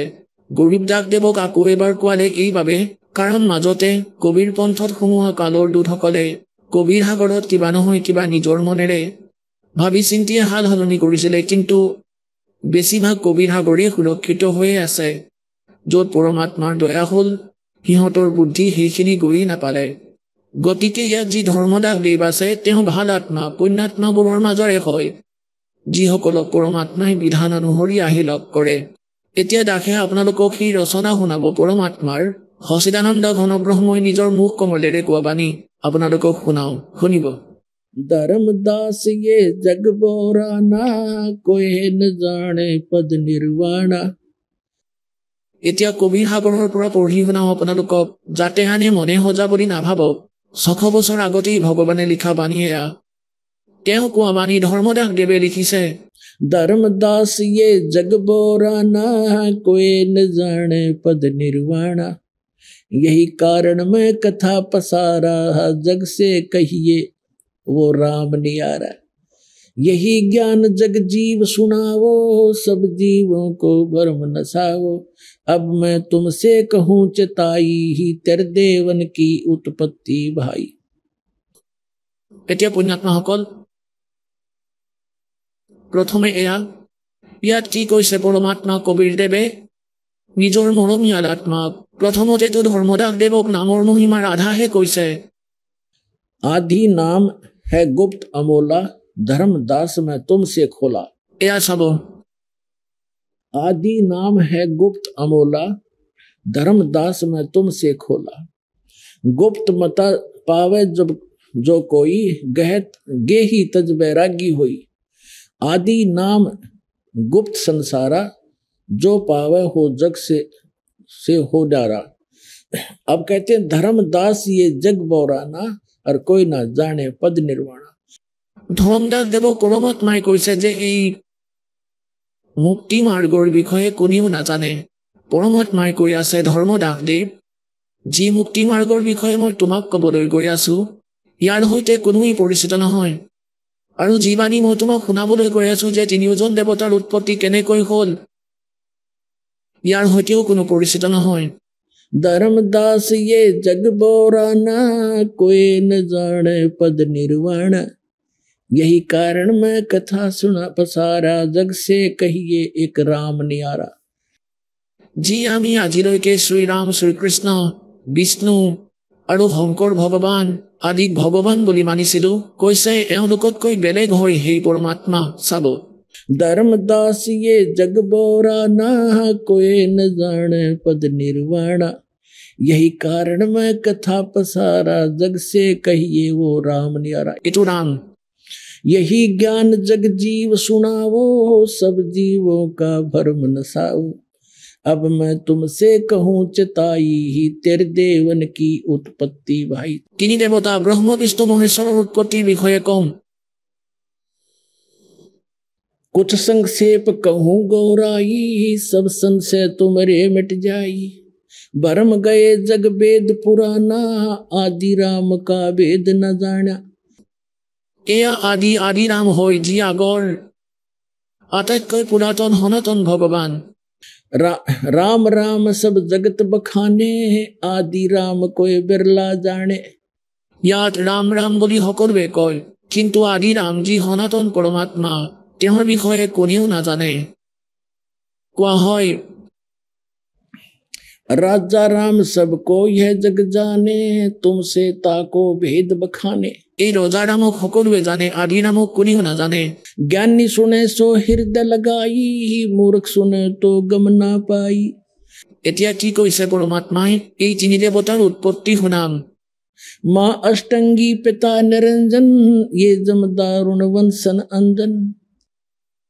এতিয়া কৈছে জ্ঞানীয়ে শুনিলে, বুদ্ধিমানে শুনিলে তৎক্ষণাতেই স্বীকাৰ কৰিব, আৰু মূৰ্খৰে শুনিলে ক'ব মিছাই কৈছে। এই মানি ক'ৰ পৰা আনিলা, তুমি ক'ৰ পৰা আনিলা? গতিকে পৰমাত্মাই কয় বুদ্ধিমানে যেতিয়া শুনিব সকলো প্ৰমাণ দেখি হৃদয়ংগম কৰিব সত্যক, আৰু যিবোৰ মূৰ্খ সিহঁতেতো নামানিবই। গতিকে এই ক'লে যে এই স্কুল তেওঁলোকৰ বাবে নহয়, এয়াতো বুদ্ধিমান ব্যক্তিৰ বাবে হয় এই জ্ঞান। আহক আমি এতিয়া সেই শ্ৰদ্ধালুসকলৰ অনুভৱবোৰ জানো, যিসকলে জগতগুৰু তত্ত্বদৰ্শী সন্ত ৰামপাল গুৰু মহাৰাজৰ পৰা দীক্ষা প্ৰাপ্ত কৰিছে তথা তেওঁ কোৱা ভক্তি মাৰ্গ এওঁলোকে অৱলম্বন কৰি আছে। ছাৰ নমস্কাৰ। নমস্কাৰ। ছাৰ কি নাম আপোনাৰ? মোৰ নাম ভিপি সিং। ছাৰ ক'ৰ পৰা আহিছে আপুনি? মই জাগিৰপুৰ লুধিয়ানাৰ বাসিন্দা হয়। ছাৰ সন্ত ৰামপালদেৱ মহাৰাজৰ পৰা নাম দীক্ষা লোৱাৰ আগত আপুনি কি ভক্তি সাধনা কৰিছিল? মই আগতে বজৰংবলীৰ পূজা কৰিছিলোঁ। কেইদিনমান বজৰংবলীৰ পূজা কৰি কৰি তেওঁক এৰি আকৌ শংকৰ ভগৱানৰ পূজা কৰাত লাগিছিলোঁ। আকৌ শংকৰ ভগৱানৰ পূজা কৰি কৰি মই অমৰনাথলৈকে গ'লোঁ। অমৰনাথো গৈ আহিলোঁ শংকৰ ভগৱানৰ। সেইদিনাই মই সিদ্ধান্ত ল'লোঁ যে যিদিনাই মই মৰিম শংকৰ ভগৱানৰ শৰণত মই অমৰনাথ গৈহে মৰিম। সকলোকে পূজা কৰিছিলোঁ, কিন্তু পূজা কৰি কৰি মই এইটো স্থান পালোঁ যে দিনে প্ৰতিদিনে মোৰ শৰীৰটো বেয়া হ'বলৈ ধৰিলে আৰু সকলোবোৰ শেষ হ'বলৈ ধৰিলে। এবাৰ কি হ'ল যে এবাৰ মই বেমাৰত পৰিলোঁ। তেতিয়া বেমাৰত কেনেকৈ পৰিলোঁ? মোৰ হাইড্ৰষ্টিলৰ অপাৰেশ্যন হৈছিলে। হাইড্ৰষ্টিলৰ অপাৰেশ্যন ঠিক হ'ল, এদিন মোৰ জ্বৰ হ'ল, তাৰ দ্বিতীয় দিনা একেবাৰে চেল ডাউন হৈ গ'ল। চেল ডাউন ইমানেই হৈ গ'ল 1 লাখ বাছিল। 1 লাখৰ পাছত মোক পানী দিয়া হ'ল। পানী দিয়াৰ পাছত মোৰ দিনে প্ৰতিদিনে চেল ডাউন হ'ব ধৰিল আৰু শেষত মোৰ 4000 চেলহে বাছিল। 4000 চেলৰ ভিতৰত ডক্টৰে কৈছে 4000 চেলত কোনো জীয়াই নাথাকে। ছাৰ আপুনি দেৱী দেৱতাসকলৰ পূজা কৰিছিলে, ভগৱান শিৱৰ ওপৰত আপোনাৰ দৃঢ় আস্থা আছিলে। গতিকে ছাৰ সেই পূজা এৰি আপুনি সন্ত ৰামপালদেৱ মহাৰাজৰ শৰণলৈ কেনেকৈ আহিল? মই আগতে ল'ৰা ছোৱালীক পঢ়াইছিলোঁ। গতিকে মোৰ ওচৰত এজন ভগত আহিছিলে, দুৰ্গেশ দাস নাম আছিলে। তেওঁ মোক ক'লে যে আপুনি মোৰ ছোৱালীজনীক পঢ়াওক। মই ক'লোঁ মোৰ লগত সময় নাই। তেতিয়া তেওঁ ক'লে 10 বজাত ৰাতি পঢ়াওক। মই ক'লোঁ সময়ে নাই, 10 বজাত মই ডিউটিৰ পৰা আহোঁহে। তেতিয়া ক'লে কিমান পইচা ল'ব মই ক'লোঁ যে যিমানেই পইচা নিদিয়ক কিয় নোৱাৰিম পঢ়াব তেতিয়া ক'লে যে মই আপোনাক 5,000 টকা টিউশ্যন ফিজ দিম পঢ়াবনে মোৰ ছোৱালীজনীক তেতিয়া ক'লোঁ যে 5,000 বাদ দিয়া 50,000 টকা দিলেও মই তোমাৰ ছোৱালীজনীক নপঢ়াওঁ দ্বিতীয় দিনাখন যেতিয়া ডিউটিৰ পৰা মই আহিলোঁ 2-3জন তাত যি বহি আছিলে তাতে তেওঁৰো ছোৱালীজনী আহি গ'ল মই ক'লোঁ যে ছোৱালীজনীকতো মই প্ৰথমে কৈছিলোঁ নপঢ়াওঁ বুলি তেন্তে ছোৱালীজনী আহিল কিয় মই মোৰ মানুহজনীক মোৰ ৱাইফক বহুত ধমক দিলোঁ আৰু ক'লোঁ যে এই ছোৱালীজনী আমাৰ ঘৰত আহিব নালাগে ল'ৰা ছোৱালী মই নপঢ়াওঁ পঢ়াই মোৰ ইচ্ছা নোহোৱা হৈ গৈছে গতিকে মই কাকোৱে নপঢ়াওঁ গতিকে সেইদিনাখনতো মই সেই ছোৱালীজনীক খেদি দিলোঁ দ্বিতীয় দিনাখন আকৌ আহি গ'ল সেই ছোৱালীজনী মই ক'লোঁ যে আজি এই ছোৱালীজনী কিয় আহিছে তেতিয়া ক'লে যে তাইৰ দেউতাক গেটত আছে মই ক'লোঁ যে খবৰদাৰ তাইৰ বাপেকক ভিতৰলৈ আহিব নিদিবা যদি তাইৰ দেউতাক ভিতৰলৈ আহি যায় সকলোকে ঘৰৰ পৰা বাহিৰলৈ উলিয়াই দিম তেতিয়া তেওঁ সেই ছোৱালীজনীক ক'লে যে ছুটি হৈ গ'ল যোৱা হৈ গ'ল ক্লাছ শেষ সেই ছোৱালীজনী গ'ল আৰু তাই এখন কিতাপ লৈ আহিলে মই সুধিলোঁ যে এতিয়া তুমি কি কৰিবলৈ আহিছা ছুটি হৈ গ'ল যেতিয়া তুমি আকৌ কিয় আহিছা তাই কয় এই কিতাপখন লওক মই ক'লোঁ যে ধেত তেৰি এই কিতাপ দিবলৈ আহিছে মূৰতে মই মাৰিছোঁ মই ক'লোঁ যে মই যি কিতাপ পঢ়োঁ পজিটিভিটিৰ কিতাপহে পঢ়োঁ বেলেগ কিতাপটো নপঢ়োঁৱেই তাত ৰাখি দিয়া এইবোৰ কিতাপ লৈনো মই কি কৰিম তাৰপিছত ক'লে সেই ছোৱালীজনীটো গুচি গ'ল সেই কিতাপখনত মই এইটো দেখিলোঁ জ্ঞান গংগা লিখি থোৱা আছিলে মই মনতে ভাবিলোঁ যে জ্ঞান গংগা লিখাৰ কাৰণটো কি হ'ব পাৰে ইয়াৰ অৰ্থ হৈছে যে ইয়াত যি জ্ঞান আছে সেয়া গংগাৰ দৰে পবিত্ৰ হ'ব দ্বিতীয় কথাটো কিতাপখন যেতিয়া এট্ৰেক্টিভ হৈ গ'ল মই সেইখন খুলি চালোঁ তেতিয়া তাত দেখিলোঁ যে তাত লিখা আছিলে কবিৰ চাহেব দেৱ পুনৰ মই মূৰত হাতেৰে মাৰিলোঁ মই ক'লোঁ যে হৈ গ'ল সৰ্বনাশ এই কবিৰদেৱেতো বাণীবোৰ উল্টাকৈ কয় ঠিক আছে মই মনতে ভাবিলোঁ যে যদি উল্টাকৈ বাণীবোৰ কয় গতিকে মই কিতাপখন উল্টাকৈ পঢ়ি চাওঁ যেতিয়া এবাৰ কিতাপখন পঢ়িলোঁ পঢ়ি 12 বাজি গ'ল প্ৰথম ষ্টৰী পঢ়িলোঁ ভক্তৰ মানে যি তাত অনুভৱ লিখা থাকে সেয়া মই পঢ়িলোঁ তাৰপাছত দ্বিতীয় অনুভৱ পঢ়িলোঁ তেতিয়া 1 বাজিল তাৰপাছত মই কিতাপ বন্ধ কৰিলোঁ আৰু শুই গ'লোঁ দ্বিতীয় দিনা মই ৰাতিপুৱাই ছুটি লৈ আহিলোঁ খানা খাই লৈ ল'ৰা ছোৱালীক মই একো নপঢ়ালোঁ মই কিতাপ পঢ়িবলৈ লাগিলোঁ কিতাপখন মই ওলোটাকৈ পঢ়িছিলোঁ চিধা পঢ়া নাছিলোঁ ওলোটাকৈ পঢ়িছিলোঁ তাৰপাছত কিতাপ পঢ়াৰ পাছত মোৰ এনেকুৱা হ'বলৈ আৰম্ভ হ'ল ভিতৰি মই চট ফটাবলৈ ধৰিলোঁ পিছত যোনে মোক কিতাপখন দিছিলে তাৰ মই কলাৰত ধৰি ল'লোঁ এনেকৈ মই ক'লোঁ যে মই তোক শেষ কৰি দিম তোক থাকিবলৈ নিদিওঁ দুজন মানুহে লুধিয়ানাত থাকিব পাৰিব হয়তো তই নহ'লে মই ক'লে যে আচলতে কথাটো কি মই ক'লোঁ যে এই আশ্ৰমখন য'ত আছে মোক তালৈ লৈ যা নহ'লে 2 দিনৰ ভিতৰত মই তোক শেষ কৰি পেলাম তেখেতে ক'লে যে এজন ল'ৰাক পঠিয়ালে ইমান সৰু ল'ৰা আছিলে তাক ক'লে যে এওঁৰ লগত গুচি যা সেই ল'ৰাটোৰ মই কলাৰত ধৰিলোঁ মই ক'লোঁ যদি মোক আশ্ৰমলৈকে তই লৈ যাওঁ তেনেহ'লে ঠিকে আছে নহ'লে কিন্তু মই কেৰাতে জানো তোক মই ইয়াতে শেষ কৰি দিম ক'লে মই পোৱাই দিম যেতিয়া তালৈকে গ'লোঁ তাৰ সৌন্দৰ্যতা দেখিলোঁ সতলোক আশ্ৰম বৰবালাৰ আজিলৈকেতো মই এনেকুৱা সৌন্দৰ্যতা মোৰ জীৱনত মই ক'তোৱে দেখা নাই তাৰ যি মান সন্মান ইজ্জত খোৱা পিন্ধাৰ ঢং উঠা বহাৰ ঢং থকাৰ ঢং আজিলৈকে না মোৰ ঘৰত দেখিছোঁ না মোৰ শহুৰৰ ঘৰত দেখিছোঁ ক'তোৱে দেখা নাই তাতে নাম দান লৈ মই উভতি আকৌ গুচি আহিলোঁ যেতিয়া উভতি আহিলোঁ মোৰ লগত এটা ল'ৰাও গৈছিলে সৰু ল'ৰা আছিলে সেই ল'ৰাটোও মোৰ লগত গুচি আহিলে সেই ল'ৰাটোৱে ক'বলৈ ধৰিলে তাত দেখোন হালোৱা খাবলৈ পাওঁ পুৰি খাবলৈ পাওঁ চাউলো খাবলৈ পাওঁ ক্ষীৰো খাবলৈ পাওঁ ইমান 10 দিনৰ ভিতৰত সেই ল'ৰাটোৱে ইমান মটিভেশ্যন আমাৰ ভিতৰত ভৰাই দিলে আমাৰ সম্পূৰ্ণ পৰিয়ালে গৈ তাত নামদান লৈ ল'লে ছাৰ আপুনি সন্ত ৰামপালদেৱ মহাৰাজৰ পৰা নাম দীক্ষা কেতিয়া ল'লে 12/6/2014 মই নামদান লৈছিলোঁ ছাৰ মই জানিব বিচাৰিম যে আপুনি সন্ত ৰামপালদেৱ মহাৰাজৰ কোনবোৰ কথাত প্ৰভাৱিত হ'ল আপুনি সন্ত ৰামপালদেৱ মহাৰাজৰ জ্ঞানৰ পৰা প্ৰভাৱিত হ'লনে নে তেওঁৰ আশ্ৰমৰ সুবিধাবোৰৰ পৰা নহয় মই যিখন কিতাপ পঢ়িছিলোঁ তাত যি ভক্তসকলে লিখিছিলে আমাৰ এইটো লাভ হ'ল সেইটো লাভ হ'ল মই সৰুৰ পৰা এইটোৱে বিচাৰি আছিলোঁ যে কোনটো এনেকুৱা বস্তু আছে কোনটো এনেকুৱা মন্ত্ৰ আছে যাৰ পৰা ইমান লাভ হৈ আছে মইতো সেই বস্তুটোৰ সন্ধানত আছিলোঁ ছাৰ আপুনি পুস্তকৰ মাধ্যমেৰে ভক্তসকলৰ অভিজ্ঞতাৰ কথা জানিলে গতিকে ছাৰ মই জানিব বিচাৰিম যে সন্ত ৰামপালদেৱ মহাৰাজৰ পৰা নাম দীক্ষা লোৱাৰ পিছত আপুনি কি লাভ পালে ছাৰ মোৰতো বহুত অভিজ্ঞতা আছে মোৰতো দিন প্ৰতিদিনৰ অভিজ্ঞতা আছে যেতিয়া মই নাম দান লৈ আহিছিলোঁ সেই সময়ত মোৰ ব্যৱসায় সব বন্ধ হৈ আছিলে মই পৰমাত্মাক নিবেদন জনাইছিলোঁ যে হে পৰমাত্মা এই পৃথিৱীত আমাৰ সমান গৰীব মানুহ আজিলৈকে না কোনো জন্ম হৈছে আৰু কোনো নহয়ও। মই 15 দিনলৈকে ৰুটি নাখাইছিলোঁ, পিঁয়াজ সিজাই খাইছিলোঁ, আলু সিজাই খাইছিলোঁ। কিন্তু আপুনি কৈছিলে যে আপুনি ল'ৰা ছোৱালীক পঢ়ায়। মই পঢ়াইছিলোঁ, পইচাও আহিছিল, কিন্তু সিমানখিনি পইচা আমাৰ ঘৰলৈকে অহা নাছিলে। কেতিয়াবা এজন ডাক্তৰক দিবলগীয়া হয়, কেতিয়াবা আনজন ডাক্তৰক দিবলগীয়া হয়। যিয়ে পইচা আহিছিলে সেই পইচা ঘৰলৈ অহাৰ আগতে ডক্তৰৰ ওচৰলৈ যাবলৈ এষ্টিমেট ৰেডি হৈ গৈছিল। তেন্তে কি লাভ পালে? ছাৰ, এইটো লাভ হ'ল, পোনপ্ৰথমে মোৰ হাইড্ৰচিলৰ অপাৰেশ্যন হৈছিল। হাইড্ৰচিল অপাৰেশ্যনৰ পাছত মোৰ 1 মাহলৈকে চিলাই কটা নাছিলে। দ্বিতীয় কথাটো হ'ল যে চিলাই যেতিয়া ভালদৰে হৈছিল তাৰ পাছত মই বেমাৰত পৰিলোঁ আৰু মোৰ শৰীৰৰ চেল ডাউন হৈ গৈছিল। চেল ইমানলৈকে ডাউন হৈ গৈছিল, এইখন হস্পিটেলতে, লুধিয়ানা কেঞ্চাৰ হস্পিটেলতে মোৰ চেল ডাউন হৈছিলে। ডাক্তৰেও কৈ দিছিলে যে ৰাতিপুৱালৈকে মানুহজন মৰি থাকিব। যেতিয়া ডক্তৰে কৈ দিলে ৰাতিপুৱালৈকে এইজন মানুহ মৰি থাকিব, তেতিয়া মোৰ মানুহজনীয়ে কন্দা কটা আৰম্ভ কৰি দিলে। মোৰ চেলৰ সংখ্যা 4000 হৈ পৰিছিল আৰু আমি 5জন ভাই ককাই, সেই 5জনৰ 4জন মৰি গৈছে। মই এজনেই আছিলোঁ যি জীয়াই আছোঁ। মই এইটোৱে ভাবি আছিলোঁ যে এতিয়া মোৰ নম্বৰো লাগি গ'ল। তেতিয়া মই গুৰুদেৱক ফোন কৰিছিলোঁ, সন্ত ৰামপালদেৱ মহাৰাজক ফোন কৰিছিলোঁ। তেতিয়া সন্ত ৰামপালদেৱ মহাৰাজে ক'লে যে যাৰ ওপৰত আপোনাৰ বিশ্বাস আছে, যোনে আপোনাক সহায় কৰিব পাৰে, তেওঁক প্ৰথমে ফোন কৰি লওক। 1 ঘণ্টালৈকে মই সকলোকে ফোন কৰিলোঁ। ফোনত কোনেও মোক উত্তৰ নিদিলে, বৰঞ্চ ফোনহে অফ কৰি দিলে। আকৌ সন্ত ৰামপাল মোৰ গুৰুদেৱে ক'লে যে পুত্ৰ এতিয়া তুমি নমৰা। যেতিয়া মোক ক'লে যে পুত্ৰ তুমি নমৰা বুলি, তেতিয়া মোৰ শ্ৰীমতীয়ে কন্দা বন্ধ কৰি দিলে। তাৰ পাছত মই এতিয়ালৈকে এইটো গম নাপালোঁ যে কি হ'ল। এইখিনি মই জানো যে 1 বজাত ৰাতি এজন মানুহ আহিছিল আৰু তেওঁ চিৰিঞ্জ আনিছিল এটা আৰু ইয়াত লগাই দিছিলে।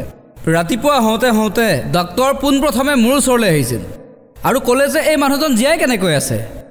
তেতিয়া ক'লে যে জীয়াই আছে, এতিয়া দেখোন ভালেই যেন লাগিছে। কৈছে যে ৰাতিপুৱালৈকেতো এওঁ মৰিব লাগিছিলে, এখেতৰ ৰিপৰ্ট আনা। যেতিয়া আকৌ ৰিপৰ্ট অনালে তেতিয়া তাতে মোৰ 16000 চেল দেখুৱাইছিলে। ডাক্তৰে ক'লে মোৰ পত্নী, মোৰ মানুহজনীক ক'লে যে এইফালে আহক আৰু মাতি নি সুধিলে যে আপুনি কোন দেৱী দেৱতাৰ পূজা কৰে। তেখেতে ক'লে যে মই সন্ত ৰামপালদেৱক পূজা কৰোঁ, মানুহ, তেখেত আমাৰ গুৰু হয়, তেওঁৱে দিয়াখিনিকে আমি পূজা কৰোঁ। তেতিয়া ক'লে যে তেখেত এই কাৰণেহে বাচি আছে, নহ'লে কিন্তু তেখেত নাবাচিলেহেঁতেন। যেতিয়া ইমানখিনি কথা ক'লে মোৰ চকুলে চকুপানী আহিব ধৰিলে আৰু মই ভাবিলোঁ যে পৰমাত্মাৰ দয়াত মই বাচি গ'লোঁ। আকৌ দ্বিতীয় পইণ্ট এইটো যে এখন গাড়ীৰ শ্ব'ৰুমত মই চকীদাৰী কৰিছিলোঁ। চকীদাৰী কৰোঁতে কি হৈছিল, এদিন মই বৰষুণৰ দিনত অকলেই ডিউটি কৰি আছিলোঁ চকীদাৰৰ, আৰু তাত কোনো আন মানুহ নাছিলে। ৰাতি বৰষুণ পৰি আছিল। ৰাতিপুৱা 7:30, 6:30 মান বজাৰ ভিতৰত জুই লাগি গ'ল। জুই কেনেকৈ লাগিল ময়ো গম নাপালোঁ, কাৰণ সেই দৰ্জাখন বন্ধ আছিল। কোনো অহা নাছিল, কোনো যোৱা নাছিল, জুই লাগি গ'ল। জুই লগাৰ বাবে কোটি টকাৰ সম্পত্তি জ্বলি ছাই হৈ গ'ল। ৰাতিপুৱা যেতিয়া মিডিয়াৰ মানুহ আহিল, পুলিচৰ মানুহ আহিল, তেতিয়া পুলিচে কৈ আছিলে যে ই নিজেই জুই লগাইছে, কাৰণ ইয়াততো কোনো অহাই নাছিলে, নহ'লে জুই কোনেনো লগাব। সকলোৱে সুধিছে তুমি জুই লগাইছা, কেনেকৈ লগাইছিলা? মই ক'লোঁ যে মই জুই লগোৱা নাই, কেনেকৈ জুই লাগিলে সেইটোও মই নাজানো। তেতিয়া মানুহে কৈ আছিলে যে এজন মানুহ অকলে আছে, জুই লাগিছে, কেনেকৈ লাগিছে সি নাজানে, ইয়াৰ অৰ্থ ইয়ে হয়, ইয়াকো জুইতে পেলাই দিয়া। 1 কোটি টকা জ্বলি গ'ল, একো ক্ষতি হোৱা নাই, ই মৰিলেও একো ক্ষতি নহয়। সকলো একমত হৈ গ'ল আৰু চাৰিওফালৰ পৰা মোক কোনোবাই কিবা ক'বলৈ ধৰিলে। মই ক'লোঁ যে আমাৰ আশ্ৰমত সন্ত ৰামপালদেৱ মহাৰাজ মালিকৰ ওচৰত মই ফোন লগালোঁ। তাৰ পৰা মোলৈ ৰিপ্লাই আহিল যে পুত্ৰ জুই লাগিল, কোনো কথা নাই, নপলাবা, তাতেই থাকিবা আৰু তুমি এইটো কাম কৰা। মই ক'লোঁ যে মোক মানুহে ইয়াত জিতি ক'বলৈ ধৰিছে যে এওঁক জুইত পেলাই দিয়া, এইটো কৰি দিয়া, সেইটো কৰি দিয়া। ক'লে যে তুমি নপলাবা, তুমি নিজৰ মন্ত্ৰ মাতি থাকা। যেতিয়াই মই মোৰ মন্ত্ৰ আৰম্ভ কৰিলোঁ, মানুহ তাৰ পৰা আঁতৰিব ধৰিলে। গধূলিলৈকে আঁতৰা নাছিল, গধূলি সকলোৱে নিজৰ ডিউটিৰ পৰা গৈ আছিলে। সেই সময়ত এজন ল'ৰাক মই ধৰি ল'লোঁ। মই ক'লোঁ ৰাতিপুৱাৰ পৰা মানুহে কৈ আছিলে যে ইয়াক মাৰি পেলোৱা, এইটো কৰা, সেইটো কৰা, এতিয়া মোক কিয় সোধা নাই যে জুই লাগিল কেনেকৈ? এজন ল'ৰাই মোক ক'লে যে এতিয়া তোমাক কোনেও নুসুধে জুই কেনেকৈ লাগিল। মই ক'লোঁ ইয়াৰ কাৰণ কোৱা, কিয় মোক নুসুধে? কেনেকৈ নুসুধিব? ক'লে যে সকলো 12-14টা কোঠা আছিল, সকলো বন্ধ আছিল। এতিয়া এইটো নাজানো যে যিটো কোঠাত জুই লাগিছিলে তাৰ কেমেৰাটো কেনেকৈ অন হৈ গ'ল। সেই কেমেৰাটোৱে কৈ দিলে যে বৰষুণৰ কাৰণে পানী টপ টপ টপ টপ পৰি আছিল আৰু তাৰ কাৰণে শ্বৰ্ট চাৰ্কিট হৈ গৈছিলে আৰু শ্বৰ্ট চাৰ্কিটৰ কাৰণে জুই লাগি গ'ল আৰু সেইকাৰণে জ্বলি গ'ল আৰু তাৰ পাছত মোক আকৌ কোনেও একো সোধা নাই। তৃতীয় লাভ, মোৰ পত্নীৰ বুকুত বিষ হৈছিলে। তেওঁ আল্ট্ৰাচাউণ্ডো কৰাইছিলে। তেতিয়া কৈছিলে যে তেওঁৰ পাথৰ হৈছে। মই ক'লোঁ যে তেওঁৰ কি পাথৰ হৈছে? ঠিক আছে, আমাৰ ওচৰ পাজৰৰ 3-4জন মানুহকো পাথৰ থকা বুলি সেই ডক্টৰজনে কৈছিলে আৰু সকলোৰে অপাৰেশ্যন হৈছিলে। তেতিয়া মই ক'লোঁ যে নহয়, মই সন্ত ৰামপাল দেৱক মানো, তেওঁ গুৰু হয়, তেওঁ যি কয় সেইটোকে কৰিম। মই ফোন লগাই ক'লোঁ যে হে মালিক, নাতো মোৰ লগত পইচা আছে, না মই এওঁৰ ট্ৰিটমেণ্ট কৰাব পাৰিম। এইজন সন্তান আপোনাৰ হয়, আপুনিয়ে জানে, মোৰ কামটো কেৱল ভক্তি কৰাৰহে। মই মোৰ পত্নীক ক'লোঁ যে মোক 2 দিনৰ সময় দিয়া। 2 দিনৰ পাছত আমাৰ যি ৰিজাল্ট আহে, গুৰুদেৱে আমাক যেনেকৈ কয় আমি তেনেকৈ কাম কৰিম। গুৰুদেৱক ফোন কৰিলোঁ। গুৰুদেৱে আমাক ৰিপ্লাইত ক'লে যে পুত্ৰ, যিজন ডক্টৰৰ তাত যোৱা বুলি কৈছিলা আৰু পেটত পাথৰ থকা বুলি কৈছিলা, তালৈ আকৌ এবাৰ গৈ তুমি চেক কৰোৱা। দ্বিতীয় দিনা যেতিয়া 2 দিনৰ পাছত যেতিয়া মই চেক কৰাব গ'লোঁ, আমি লগতে গৈছিলোঁ। যেতিয়া মোৰ সন্মুখত চেক কৰালে তেতিয়া পাথৰ নাছিলেই। এই চমৎকাৰ হৈছে আমাৰ লগত। তৃতীয় কথা, মই মোৰ ঘৰত যেতিয়া বৰষুণ হৈছিলে, 4ৰ্থ পইণ্ট কৈ আছোঁ, যেতিয়া বৰষুণ দিছিলে চাৰিওফালৰ পৰা পানী সোমাইছিলে, ঘৰত ইমান পানী হৈ গৈছিলে। দিনটো আমি পানী এনেদৰে সিঁচি আছিলোঁ। মই এবাৰ আবেদন জনালোঁ যে হে মালিক, আমাৰতো থাকিবলৈও ঠাই শৰণ নাই। সেই 2 মাহৰ ভিতৰতে লিণ্টাৰ পৰা হ'ল ঘৰ হৈ গ'ল। তৃতীয় কথা, যেতিয়া গৰমৰ দিন আহিছিলে, আনৰ ঘৰৰ পৰা আমি বৰফ খুজিছিলোঁ। এদিন মোৰ ছোৱালীয়ে খুজিবলৈ গ'ল যে ভাই, আমি পানী খাম বুলি ভাবিছিলোঁ, অলপ বৰফ দি দিয়ক। সেই ল'ৰাজনে পাছত কি ক'লে, আজি কাৰেণ্ট আছিল জানো, এনেকৈ ক'লে। তাৰ কিছুদিনৰ পাছতে মই মোৰ ঘৰত এটা ফ্ৰিজ লৈ আহিলোঁ। আকৌ গুৰুদেৱৰ সৎসংগ আহিছিলে সাধনা চেনেলত, সন্ত ৰামপাল দেৱৰ সৎসংগ আহিছিলে সাধনা চেনেলত। এদিন সৎসংগ নাচালে মোৰ অশান্তি লাগিছিল।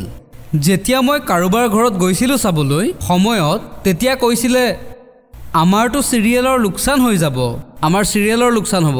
তেতিয়া মই আকৌ পৰমাত্মাক ক'লোঁ, যিজনে আজিলৈকে 30 বছৰৰ ভিতৰলৈকে এটা জুনজুনা কিনা নাই, আজি 32 ইঞ্চৰ মই LED কিনি চাই আছোঁ।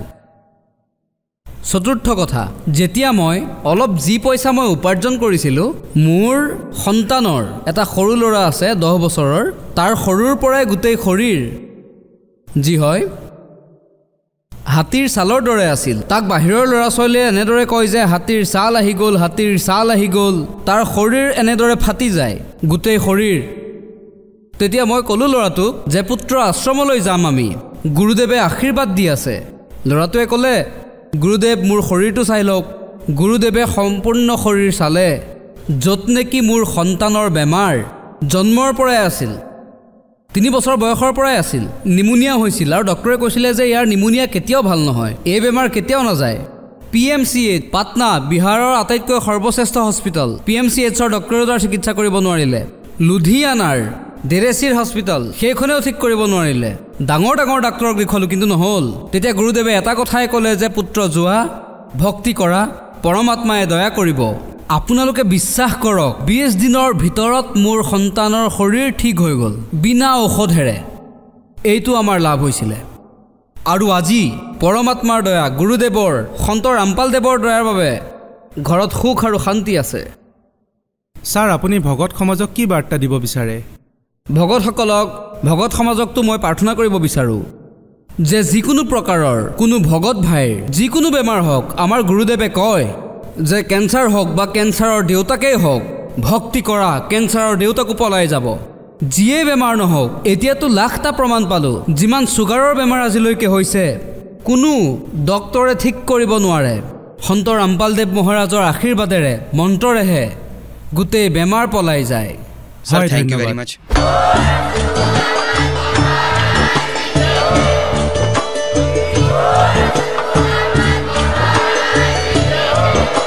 আপুনি শুনি আছিলে জগতগুৰু তত্ত্বদৰ্শী সন্ত ৰামপাল গুৰু মহাৰাজৰ মংগল প্ৰবচন।